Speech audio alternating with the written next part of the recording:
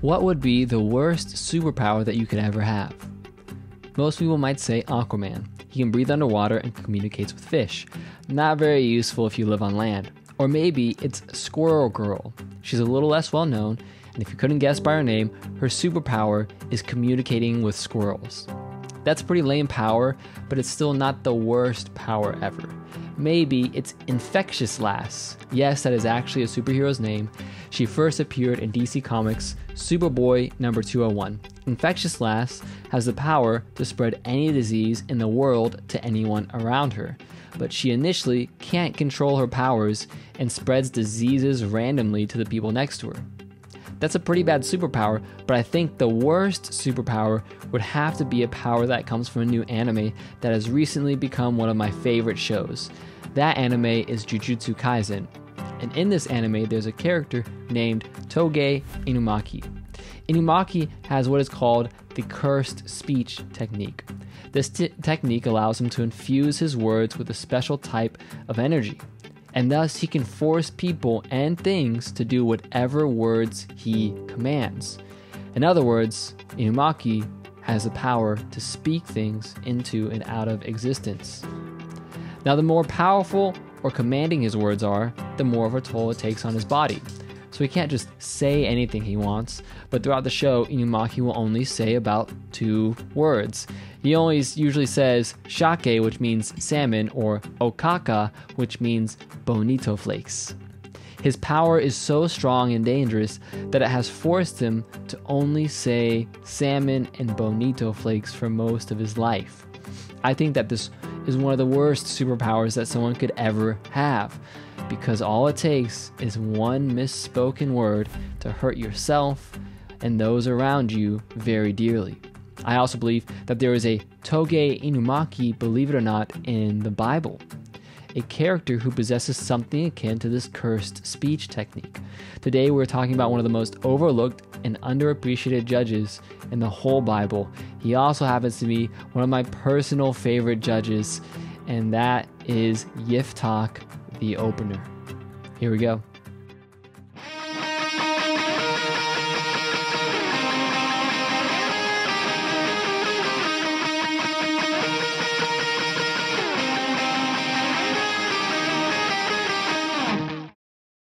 So let's keep exploring this hypothetical power, this cursed speech technique, because it poses a really deep question for us. And that question is, if every single word that came out of your mouth came true, how much would that change the way you speak? How would that change how often you would speak? Imagine saying, "This food slaps," and then getting slapped by your salad. Or saying, "I'm about to glow up," and then actually beginning to glow. Or my favorite phrase that the kids are saying these days, imagine saying, "I'm dead," and then dying. What if every time you said that you were stupid, you lost IQ points? Or what if every time you said someone else was stupid or dumb, they lost IQ points? How would this change the way that you talk about your family or your coworkers? How would this change the way you talk about yourself? I bet that if your speech is like mine, we'd all be restricted to the 2 words salmon and bonito flakes, shake and okaka. This is a fun exercise to go through, but we know that there are limits to the power of our words. We can't, for example, speak universes into existence, but God can. In fact, the Bible is ripe with examples of God having this power to speak things into and out of existence. That's why I want to start our time today, because I would like to lay the groundwork for our story today with a study of words in the Bible. So in Genesis 1, God speaks the universe into existence with 10 words. There are 10 times when we are told that God said, "Let there be," and then something in our world, like the waters, the skies, the land, or the animals or the birds, they came into existence. Then in the story of the Exodus, there are 10 plagues sent on Egypt. And here too, through his mouthpiece, Moses, God speaks each plague into existence, and by doing so, he decreates Egypt as a nation. Interestingly, when Israel goes into the desert, the 10 commandments that are written down on stone tablets are literally called the 10 words in Hebrew. So God is pictured as decreating the nation of Egypt through 10 words, and then creating the nation of Israel through 10 more words. So God can not only speak plagues and supernatural things into and out of existence, he can also speak nations into and out of existence. Furthermore, his words that create the nation of Israel speak what is right and what is wrong for Israel as a nation to do into and out of existence. He literally is a source of not only the physical, tangible universe, but the source of morality, of what is right and wrong in this world. That's a great little Bible study, but do people ever have the same power and authority to their words? Because remember, we're talking about a toge inumaki, someone who has this cursed speech technique in the Bible. So prophets do to an extent. Like I said earlier, Moses is said to be the mouthpiece of God. And in a sense, he is speaking and bringing forth 10 plagues on Egypt, but not all the plagues are necessarily spoken into existence by Moses audibly. Sometimes it doesn't seem like God or Moses' words are the things that brings forth the 10 plagues. For example, there's like one time when Moses is told to stretch out his hand over the land of Egypt in order to bring about the plague of locusts. So that plague seems to be brought about by Moses' hand and not by God or Moses' mouth.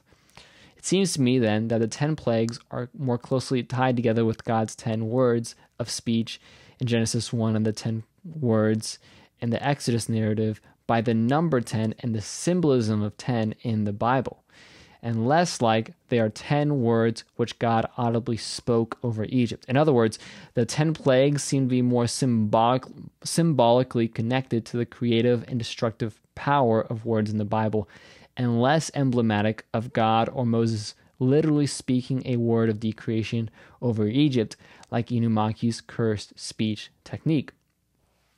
But I hope to convince you with the story of our judge or our sheriff today that humans, you and me, because we are made in the image of God, also have this power to a lesser extent. Obviously, we can't literally speak things into and out of existence, but we do have a lot of power that our words carry. If I were to have a thesis statement for this podcast, it would be this: words have the power to frame your reality, your beliefs, your morals, and your identity. Therefore, choose your thoughts and your words carefully. You may have noticed that the title of this podcast is The Power of Life and Death. This title comes from the Proverbs 18:21, which says, "The tongue has the power of life and death, and those who love it will eat its fruit." A more literal translation of this proverb would be something like, "Life and death are in the hand of the tongue, and those who love it will eat its fruit." Now let's pause and think about this proverb for a second, because there is another proverb in America that you probably heard of as a kid that essentially says the opposite of Proverbs 18:21. That proverb is, "Sticks and stones may break my bones, but words will never hurt me." I will say that after studying out the theme of words in the Bible and putting together this podcast, I have to disagree with a little bit with this American proverb. First, because Proverbs 18 is in the Bible. Secondly, because words do hurt. If I call someone a name, well, some of you, if I called you a name, probably wouldn't care. But others, especially if I actually have met you and I know you and I'm in your inner circle, may actually be hurt by my words. So why do words hurt? Because they frame the reality that we live in. If I say something hurtful about you, it is usually about your identity, which means I have just assigned a negative identity to you. Now, people who have thicker skin, in my experience, are usually ones who are more grounded in their own identity and reality, and thus have strong internal dialogues. In other words, they're not really affected by the words and the things that other people say as much. But people who are more easily offended by words may get hurt because they in part believe the insult. They may be afraid that those words could actually be reflective of reality. Additionally, if I say something bad about you, even if you don't believe it, other people may hear or see what I said and then accept my words as reality. This happens all the time on the internet. Literally, millions of people can accept one stranger's words about another stranger as reality. And then millions of people can collectively shame someone that they've never met face to face. This is why, in my opinion, gossip and slander are such serious offenses in the Bible, because you can not only assign someone else a negative identity, you can get an entire group of people to assign that negative and oftentimes false identity towards that person as well. And we are hardwired to care what people think about us. We know innately that being with a tribe is the best way to ensure our survival and prosperity. We are meant to live in community, and part of that comes with us caring about our reputation and the reputation that we build within that community. And here, I believe that reputation is another way of describing how people speak about you when you're not around them. So if being in a tribe and being respected by that tribe can be the difference between life and death in this world, literally, sometimes it can be. If your reputation can be boiled down to the words that other people speak concerning your trustworthiness and your character when you're not around them, then it's actually easy and intuitive to understand how words carry with them the power of life and death. That is to say nothing of the power of belief, of the power of the placebo effect. The words that someone says and accepts about their reality can have a tangible effect on an individual's health. That has actually been scientifically proven in studies by the placebo effect. I won't go into it now, but there are lots of studies showing that people can have physiological changes based on the placebo effect, which is just a belief about something that they've eaten or taken. Your words have the power to potentially frame someone else's reality, to change their beliefs about the world around them or about their neighbor or even themselves. You have the power to lift up and to tear down, to cause others to accept and reject, to build up or ruin someone else inside or outside of your tribe. And thus, your tongue, in a very real sense, carries the power of life and death. When you understand this, when you accept this presupposition that the tongue and the narratives that we accept or reject hold the very power of life and death, I believe it will help you to understand a political landscape a little bit better and to be a better Christian in our overly sensitive and extremely word-conscious society that is full of cancel culture and censorship. I also believe it will help you to better understand our judge for today, Yiftach. As a side note, most of you probably know him as Jephthah, which is how most Bible translations render his name. My humble opinion, my amateur opinion, Jephthah is a really bad transliteration of Yiftach's name, of this character's name, because it's not actually how you're supposed to pronounce his name in Hebrew. As a side note, I may occasionally call him Yif for short because it's way easier to say. Okay, so before we get to this story, I have a request of you. I would like to ask that as we read through the story, that you suspend your disbelief and maybe even your theology for a little bit, and just pretend, just hear me out here, that Yiftach throughout this story actually does have the power to speak things into and out of existence, that Yif actually does possess the quote-unquote cursed speech technique, so to speak. I believe if you do, then this story will light up and will make a lot more sense. So with that being said, let's jump into Yiftach's origin story.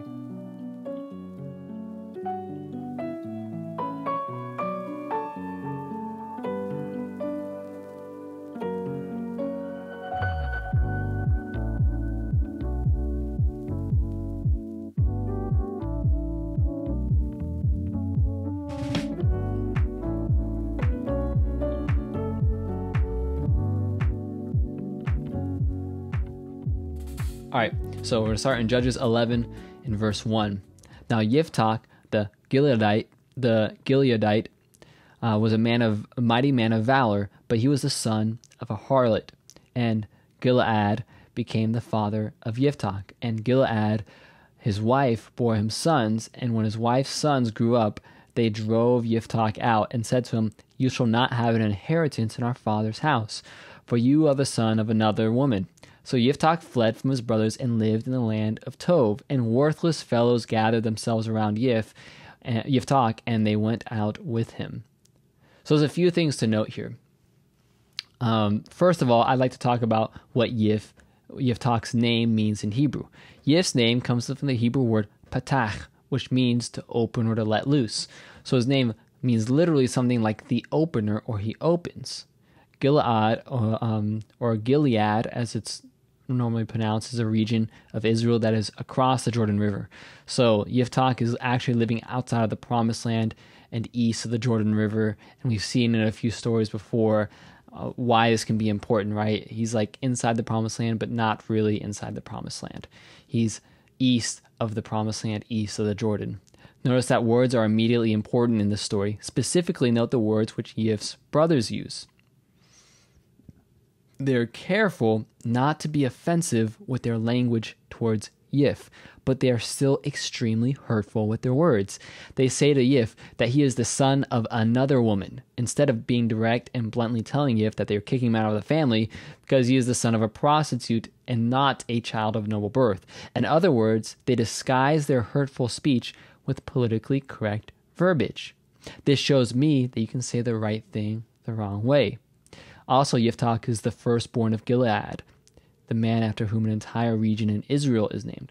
We should remember that these stories are not chronological in nature, so even though we are moving toward the second half of the book of Judges, that doesn't necessarily mean that Yiftach's story takes place after Deborah and Barak in their story, for example. I say this because Gilead seems to be the grandson of Manasseh, the guy whom the entire tribe of Manasseh is named after. This would pose a lot of problems chronologically for the story, because Israel is said to live in Egypt for about 400 years after Manasseh and his father Jacob moved to live in Egypt. In other words, Yif's father his grandfather Manasseh, his father Manasseh, seems to have been born closer to Israel living in Egypt for 400 years than the exodus out of Egypt, or even the Promised Land, the conquest of the Promised Land. So this poses a lot of questions for the story, right? However, I don't think they're like too big of an issue if you take the interpretation that Judges is more of an anthology of the legends and tales of Israel's most famous leaders and prominent figures. Okay, so Yif is also the son of a prostitute, son of Gilead, son of a prostitute. Yif, like some other characters, like Yael and her husband Hever, has a split identity. Yif is descended from an influential and important man from the tribe of Manasseh, as well as a prostitute. I'd also like to point out that Yiftach is exiled in the beginning of his story to the land of Tov. Now, this is fascinating to me because if you don't know, the word Tov in Hebrew means good. It literally means good. So Yiftach is literally exiled to the land of good. And that, to me, is such a deep statement, because how many of us have been exiled to a good land or a good place in our lives? I feel like this is such a relatable life experience, because I think a lot of people know what it feels like to be living in paradise, but going through what feels like hell in their personal life. In other words, it's possible for your surroundings to be something externally good, but internally or in your personal life to be in a state of not being in the right place, in a state of exile. I'm reminded here of the popular figure David Goggins. In his book, Can't Hurt Me, he talks about how ironic it was that he had a tough and abusive childhood in a very nice house that was on a street called Paradise Road. I'm sure, however, that David Goggins would probably say his childhood was anything but paradise. I think then that Yiftach being exiled to the land of good, or perhaps you could call it like good land, right, is very similar to the irony that David Goggins describes of growing up in an abusive household on a place called Paradise Road that seemed pristine and perfect on the outside. I should also note here that one of the major themes of Yif's life and story is that he is always trying to find his way back home, back to his family. For the rest of the narrative, Yif will be trying desperately to return back to his father's house, but every time he does, he will be exiled in some way from his family and his house again. Yif is sort of perpetually finding himself exiled in the land of good throughout his life. It's like many of us, he will achieve something great in life only to find himself losing something dearly close to him in another area of his life. This cycle happens a couple of times in Yif's life, and it's something to look out for as we continue this story. So, that being said, let's keep going with the story. Judges 11, starting in verse 4. Now it happened, after a while, that the sons of Ammon fought against Israel. So it happened that as the sons of Ammon fought against Israel, the elders of Gilead went to get Yif from the land of Tov, and they said to Yiftach, "Come and be our chief, that we may fight against the sons of Ammon."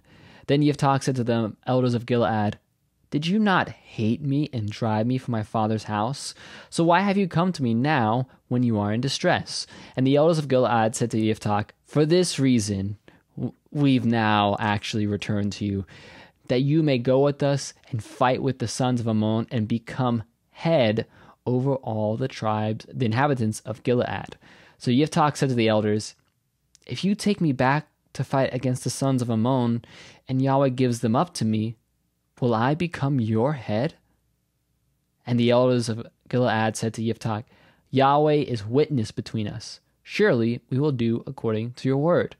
Then Yiftach went with the elders of Gilead, and the people made him head and chief over them. And Yiftach spoke all his words before Yahweh at Mitzpah.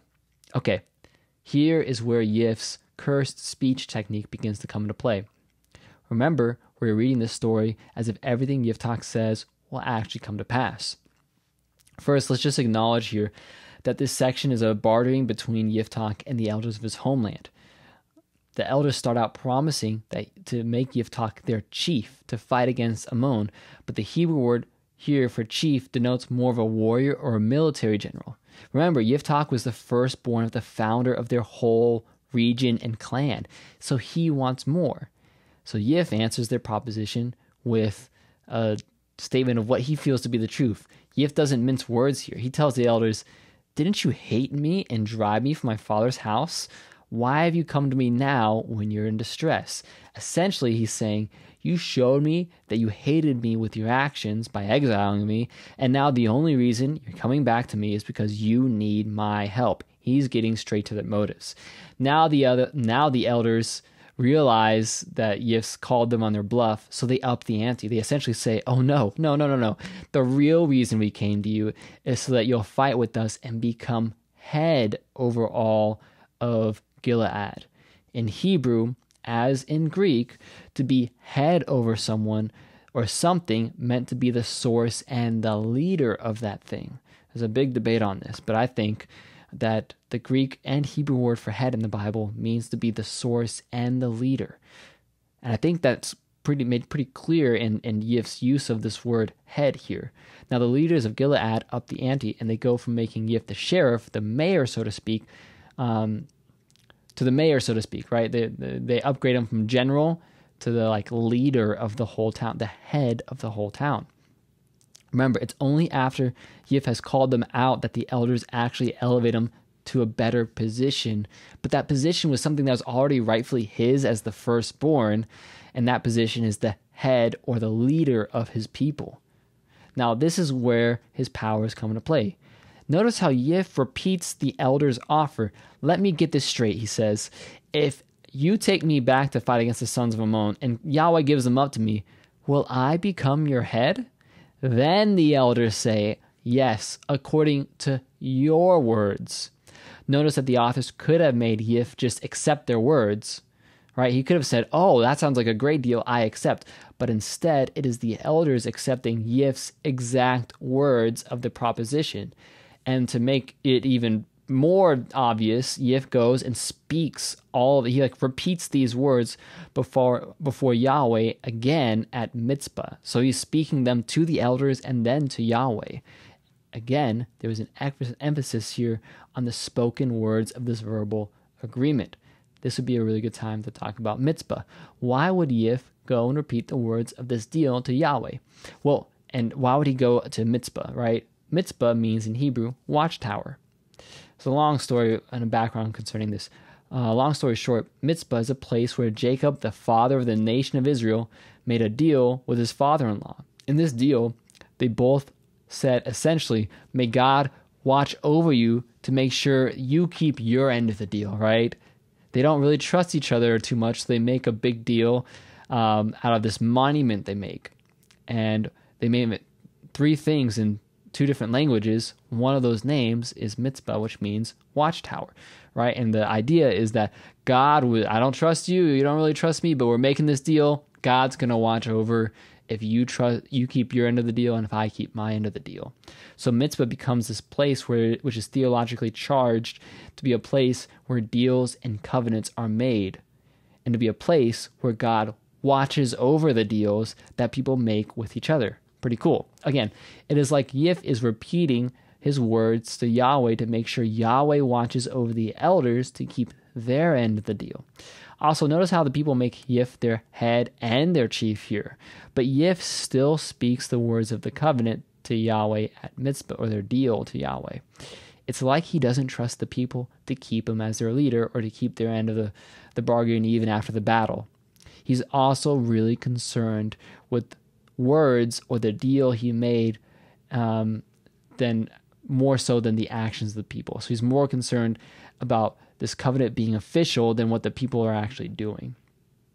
Okay, I know I'm normally a bit long-winded, but I'm actually going to skip the next section of our story, which is verses 12 through 28 of Judges 11, because it is a long discourse between Yiftach and the Ammonite king. I'll give you the down low, the summary here. Essentially, Yif follows the old adage that the tongue is mightier than the sword, and he tries to stop this war before it happens by negotiating with the king of Ammon. Pretty smart, right? And very fitting for someone like Yif's character to do in a story which is centered around words. So Yif asks the king of Ammon, who's attacking Israel, why is he attacking Israel? And the king tells Yif that it's because Israel stole the region of Gilead from his people hundreds of years ago when Moses and Israel entered the Promised Land. There's just one small issue with this story. The region of Gilead belonged to the Amorites, not the Ammonites. One nation is spelled with an R, the other has an N.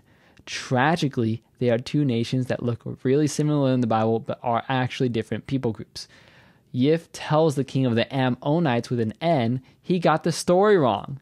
Then Yif proceeds to quote from the Bible and recount a story. He alludes to a story in the Torah about how the Amorites with an R attacked Israel first. Essentially, what's going on here is they are having a war of words.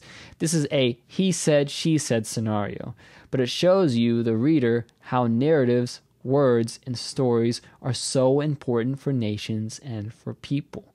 What would cause one people group to actively attack and kill another people group? What would be the impetus to choose to actively initiate in something as terrible as war? Like, why do humans do this?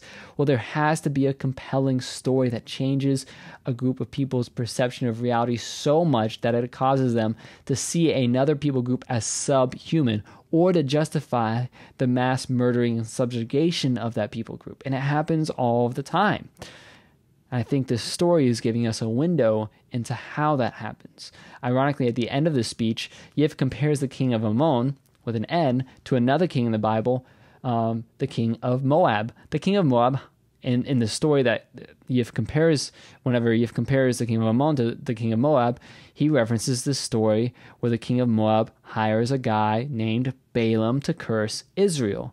This is the strange story in the Bible where God speaks to Balaam through his donkey. In that story, Balaam is hired by a king to speak bad words against Israel or to pronounce curses on God's people. And in this part of Israel's story, Israel is failing left and right. God is constantly angry with them. He's constantly sending plagues on Israel. Moses is always having to intercede between God and the people. So you would think, all right, like the king of Moab hires this guy, Balaam, to try to curse the people of God and get God to curse his people. So you would think that God would be like, yes, you know what, you're right. I'm going to just annihilate these people. But as soon as Balaam tries to curse Israel and to get God to curse his own people, all Balaam can do is utter blessings for God's people. It is like God is taking control of this prophet's mouth and forcing him to only speak out blessings for Israel. Interestingly, Balaam in that story seems to be a famous prophet whose words also carried a lot of power. It almost feels like Balaam in that story has this cursed speech technique too. because the king of Moab specifically hires him to speak negative words against Israel. And it's not like he's like speaking them to other people. He's like speaking them to God, right? But then when he tries to do this, God seems to actually take control of Balaam's mouth, just like he took control of a donkey's mouth earlier in the story to start talking to Balaam. God in that story is shown as being the master of the mouth, or the tamer of the tongue, so to speak. Okay, so back to our story. Yif compares the Ammonite king with an N and what he is doing to what the king of Moab and Balaam did. They tried to curse Israel by rewriting history, and he's trying to do this by rewriting history. He's trying to change the narrative to justify his own conquest. That is the king of Moab. In Balaam's story, we get God took control of Balaam's mouth, and Israel eventually defeated Moab. I think that Yif is implying here that the Ammonite king is trying to do what Balaam did. That is to speak against God's words, to try to like reverse God's words of blessing, and to attack Israel with words. We all know how that worked out for Balaam, not too well. So this is probably not a good idea for the Ammonites either. Okay, that was their war of words, so to speak. There's a lot more here, but we're going to keep moving on in the story. All right, Judges 11, starting in verse 30.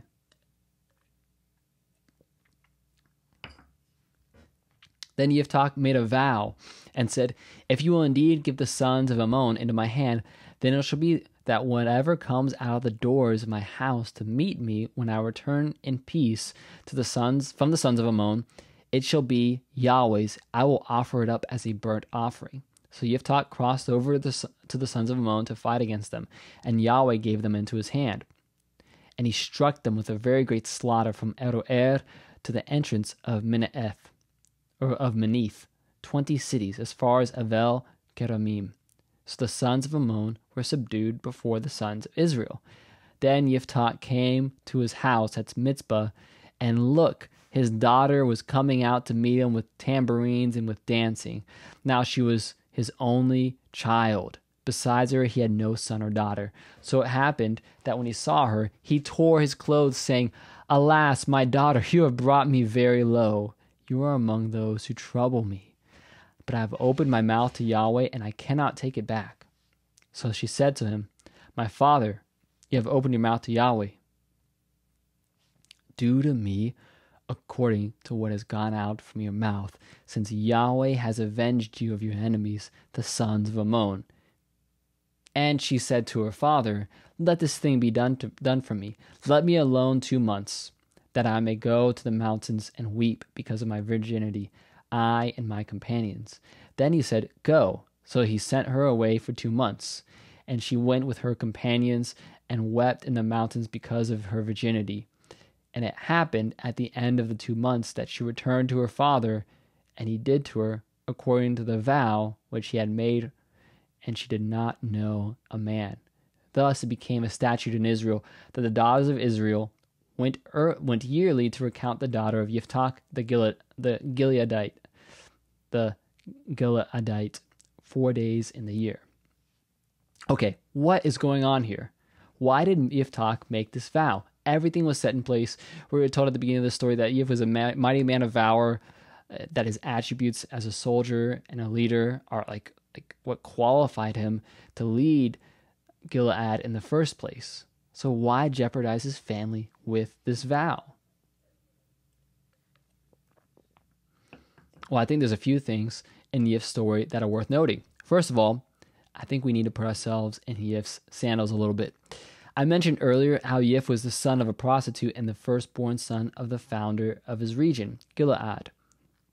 How do you think he felt about his family and about his father's house?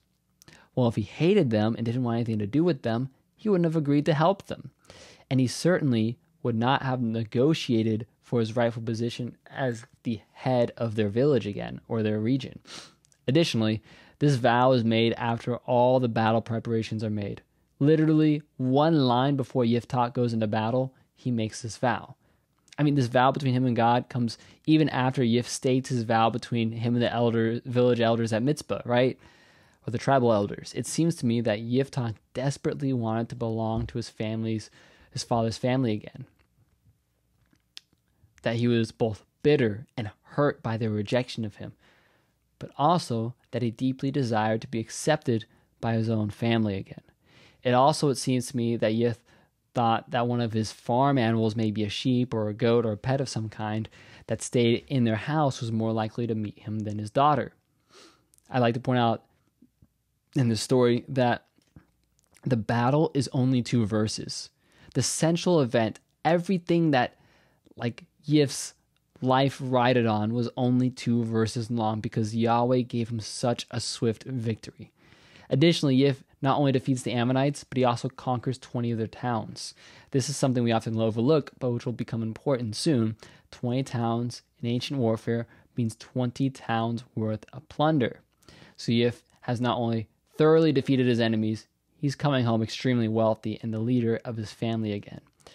It is so fitting to me then that when Yif returns to his physical house, he loses his familial house. If you remember earlier, I mentioned that Yif would perpetually be trying to find his way back home.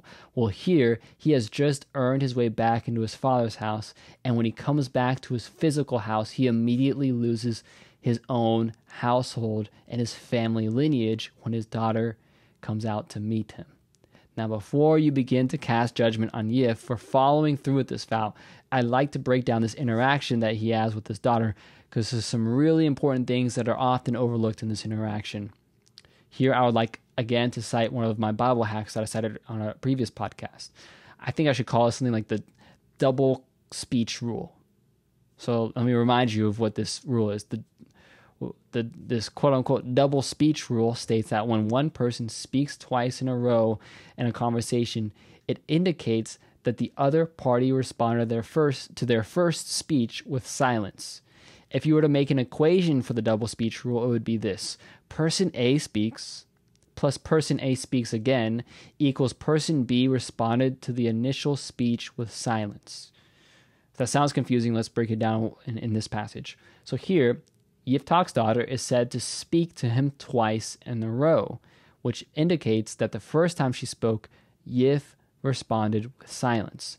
First, she responds to the news of Yiftach's vow by saying, "My father, you have opened your mouth to Yahweh.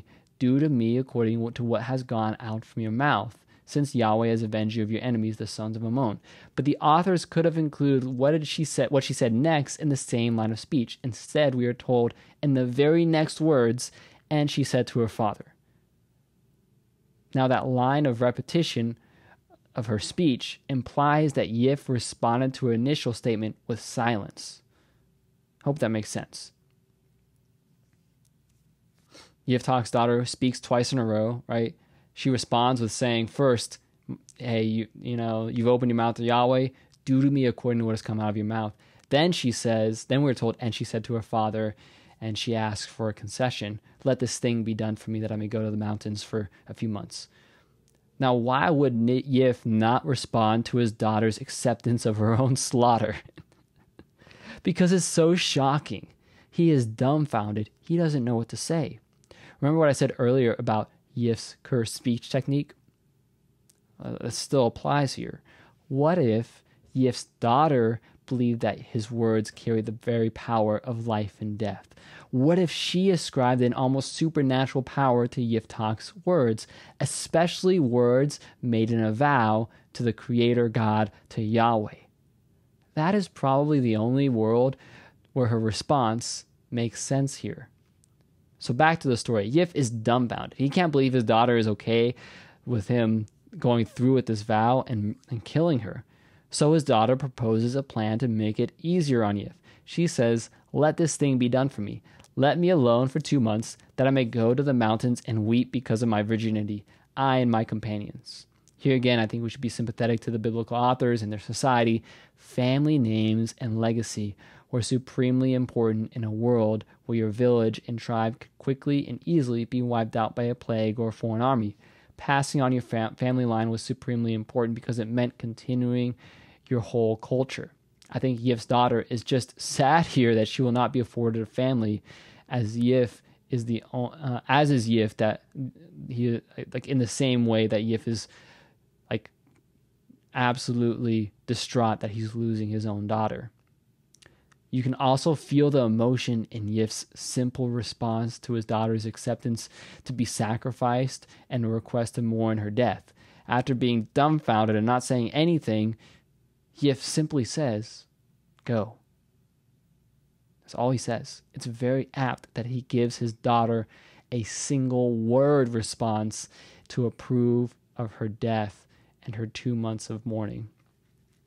On a final note, on this part of the story, before we move on to the last section, if you don't think you can relate to Yif, if you're still saying to yourself, "That's cool, Wes, but I'm not about to make a rash vow like this and then go as far as killing my own child just to fulfill those words."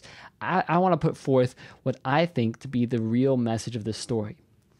Yif kills his daughter with his words. He literally kills the next generation of his family with a simple conversation. How many of you know someone who has completely ended a dear relationship because of something they said or because of something that was said to them? Again, words can terminate family relationships, and I think that's the moral of the story. Perhaps you also saw a relationship crumble because someone was too afraid to have a hard conversation or to express the truth to the other party. Words have power to terminate and to save the most important relationships in our lives, so choose them carefully. I think that's the central message of this story. But if you're still unsure about this whole thing with Yif's power and the message of the story, let's read through the end of the story, because the story and the theme of the power of words doesn't end here. Judges 12, starting in verse 1.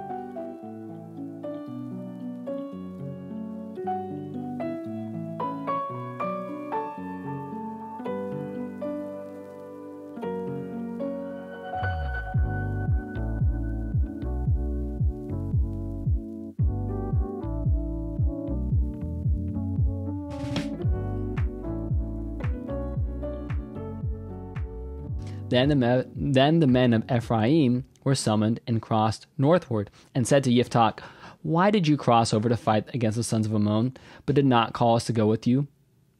We will burn down your house." Then Yif said to them, "I and my people were at great strife with the sons of Ammon, and I cried out to you, but you did not save me from their hand. And I saw that you would not save me. So I put my soul in my palm and crossed over against the sons of Ammon, and Yahweh gave them into my hand. Why then have you come up to me this day to fight against me?" Then Yiftach gathered all the men of Gilead and fought Ephraim, and the men of Gilead struck Ephraim down, because they said, "You are fugitives of Ephraim, O Gileadites, in the midst of Ephraim, in the midst of Manasseh." And the Gileadites captured the fords of the Jordan opposite Ephraim. And it happened, when any of the fugitives of Ephraim said, "Let me cross over," the men of Gilead would say to them, "Are you an Ephraimite?" If he said no, then they would say to him, "Say now, Shibboleth." But he said, Siboleth, or Theboleth, for he could not pronounce it correctly. Then they seized him and slaughtered him at the fords of the Jordan. Thus there fell at that time 42,000 of Ephraim. Here's another really weird story in the Bible. I would just like to point out a few things. First, Ephraim is a neighboring tribe of Manasseh, and the two tribes are really closely related. Ephraim and Manasseh were brothers. They were both sons of Joseph. They were grandsons of Jacob. I believe I mentioned that Manasseh was a son of Jacob. He's actually a grandson of Jacob, but he's considered a son of Jacob. So they were more closely related because Jacob adopted Ephraim and Manasseh. So they were technically grandsons, but considered sons. So Ephraim and Manasseh here are more closely related than other tribes who are sons of Jacob, right? Like they're actual full brothers. You might be wondering why Ephraim would threaten to burn down Yiftach's house, and why Yif would get so enraged by this threat to take it overboard and hunt them all down, right? Well, Ephraim, first of all, is angry because Yif didn't invite them to the battle. I shouldn't warrant burning down a man's house, right? Well, yes, until you remember that Yiftach became really, really rich from this war. Very much like when Gideon won a lot of battles and a rival tribe came to him and got angry at him for not inviting him into the initial war. Here, the same thing's happening with Ephraim, but they're taking a little bit, like, they're taking it overboard here, right? So Yiftach has 20 pounds worth of plunder, and that plunder is money and wealth and resources that Ephraim could have had if they had been invited to the battle. Secondly, it's important to note here, the Hebrew word for house, bayit, can denote both someone's physical house, but also their family as well. We have a similar phrase in English in the term household. So Yif has been fighting, clawing his way back to try to get into his father's house this entire story. He even loses his own household and family via his only daughter in the process. And now these Ephraimites come knocking on his door and they want to burn down his house because he didn't invite them to the battle. Yif is understandably angry, right? He fought so hard and sacrificed so much for his house. Now they want to burn down his house. He chases all of them down, but some of them get away. And remember, Gilead is east of the Jordan, but it borders Ephraim in part by the Jordan River. Ephraim is west of the Jordan, right? So these guys are coming from a tribe west of the Jordan. They cross over the Jordan River to go to Gilead, which was east of the Jordan. And now Yif wants to keep any of them from getting away. So he makes a blockade on the Jordan River because he knows they have to pass through there to get to their land, to their homeland, right? So any person that came trying to pass through the river, he would ask them this really weird question to see where they're from. They have to say a word correctly to pass through. Think about that. This is like the first ever pass word, and it comes in the Bible. You may think this is kind of a silly thing to do, and that this story doesn't really fit in with the rest of the narrative. So far, I actually think it's the perfect ending to Yif's story. I say that because this story ends Yif's narratives with Israelites who are trying to return home back to the promised land.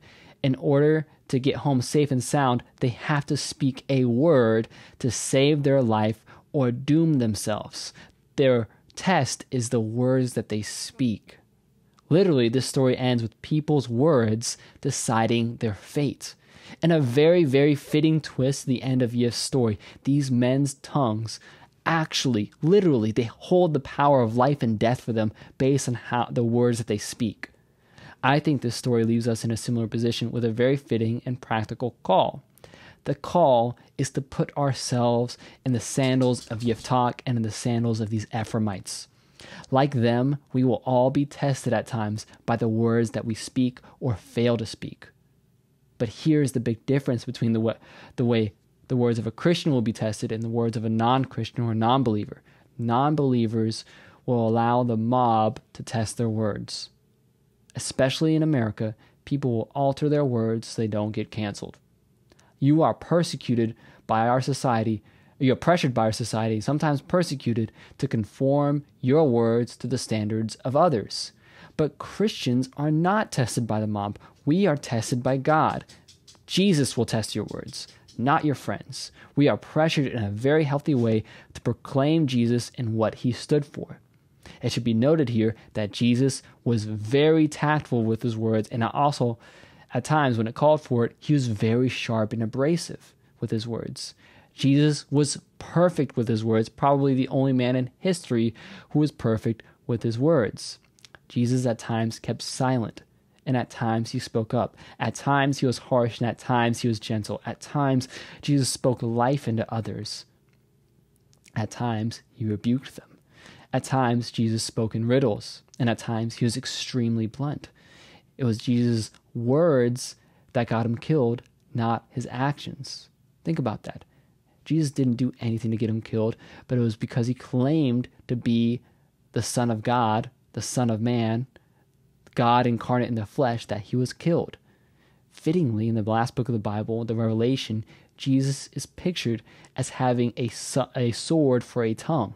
The implication being that he can cut you to pieces with his words. That is the story of Yiftach the opener. And maybe now his name makes a bit more sense. He is someone who opened his mouth and could never take back the words that he spoke, to the detriment of his entire family. As a side note here, I'm talking about words in this lesson. I am extremely deficient in this area of my life. I have oftentimes failed to rein in my tongue. I have not mastered it. I have said the absolute wrong thing at the absolute wrong. I've said the absolute wrong thing at the wrong time. I have kept silent when I should have spoken up.